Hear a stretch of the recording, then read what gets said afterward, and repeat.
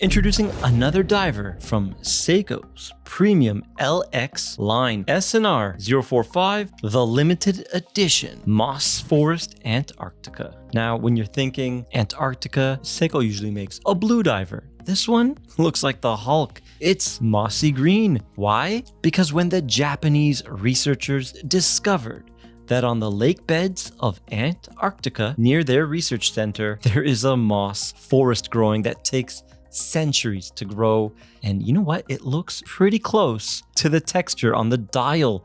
There is a picture on Seiko's website. Check it out here. So beautifully done by Seiko. Limited to 500 units. It came out in 2020. We managed to snag one up, and luckily we found this one. It's gorgeous. Build quality, fantastic.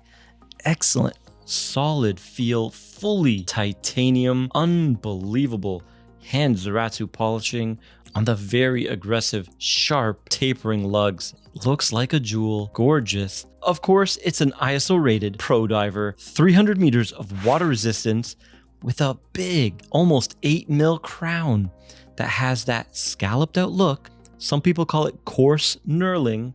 I call it like a cogwheel design, like the vintage Grand and King Seikos. I love the design on this crown. I prefer it over coin edge or fine knurling, as some people call it. Screws down perfectly every time, but it is not signed, so maybe people are going to be upset.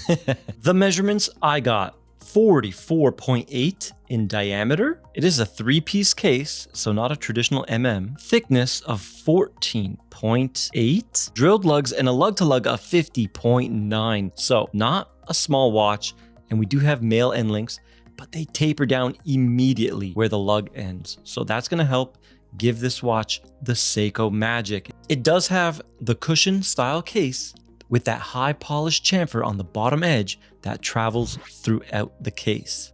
The transitions between brushing to high polish to brushing back to high polish are laser sharp. You're definitely getting high-end luxury finishing on this timepiece. The bracelet is also titanium, 22 down to 18, nice taper, pins and collars, and it does articulate decently. Not 100%, but pretty decent. This one has the Marine Master clasp, so it's going to be signed Seiko, and you pull back to release the dive extension right there. See that? And then just push in to close it.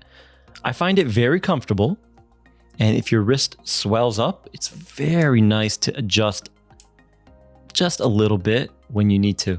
There is also 4 micro adjusts.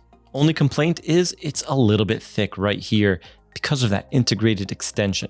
Now the dial and hands, it's a beautiful dark forest green, textured, not too bright, not too in your face, and maybe a touch black in some lighting condition. The ceramic bezel insert is a beautiful dark shade of green, much nicer than the Starbucks Submariner we reviewed, which has a lighter color green. Looks a little cheap.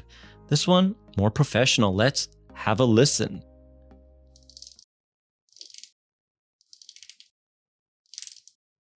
Buttery smooth, it glides and has soft clicks. Typical of Seiko, the bezel teeth are hexagon cutouts, giving it a nice sharp grip and a nice look on the wrist. Very imposing. This watch is such a statement piece. The hands, Marine Master 300, brushing with beveled edges and have tons of lume. We're going to see the lume shot at the end. The sapphire crystal is flat on the top and domed on the inside. So single dome, which gives a cool effect and definitely very clear. Seiko uses super AR coating only on their high-end watches, and it looks like there is no crystal in most situations.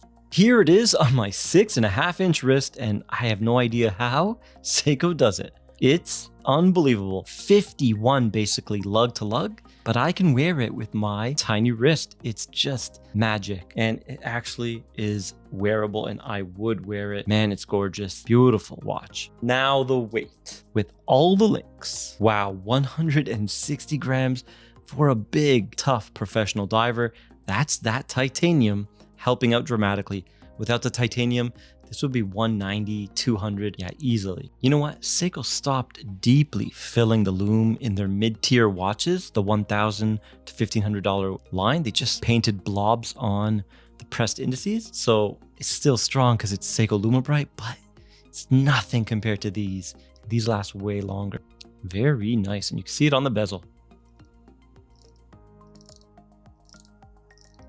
All right. Now the price is, get ready, 6,000 USD.